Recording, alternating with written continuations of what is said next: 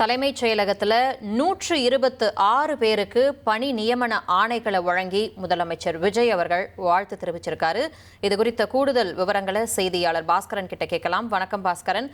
பணி நியமன ஆணைகளை சிஎம் விஜய் அவர்கள் வழங்கியிருக்காரு. எந்தெந்த பணிகளுக்கான ஆணைகள் வழங்கப்பட்டிருக்கு? விரிவான தகவல்களை பதிவு பண்ணுங்க.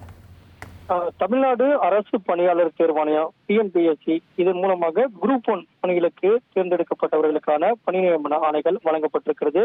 துணை ஆட்சியர்கள் 28 பேர், கண்காணிப்பாளர்கள் 19, உதவி ஆணையர்கள், உதவி இயக்குநர்கள், மாவட்ட வேலைவாய்ப்பு அலுவலர்கள் 6 உதவி ஆணையர்கள், தொழிலாளர் துறையில மொத்தம் 78 பேர் டிஎன்பிஎஸ்சி குரூப் 1 தேர்வு மூலமாக தெரிவு செய்யப்பட்டிருக்கிறார்கள். அவர்களுக்கான பணி நியமன ஆணைகளை தமிழக முதலமைச்சர் விஜய் அவர்கள் தலைமைச் செயலகத்தில் வழங்கியிருக்கிறார்.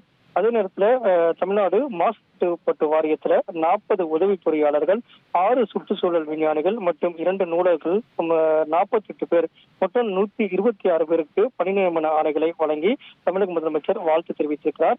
டிஎன்பிஎஸ்சியில் குரூப் 1 தேர்வில் தேர்வு செய்யப்பட்டக்கூடிய 78 பேருக்கும் தமிழ்நாடு பொல்யூஷன் கண்ட்ரோல் போர்டு அதன் மூலமாக தேர்வு செய்யப்பட்டிருக்கக்கூடிய 48 பேருக்கும் மொத்தம் 126 பேருக்கு பணி நியமன ஆணைகளை தமிழக முதலமைச்சர் தலைமைச் செயலகத்தில் வழங்கி வாழ்த்து தெரிவித்திருக்கிறார்.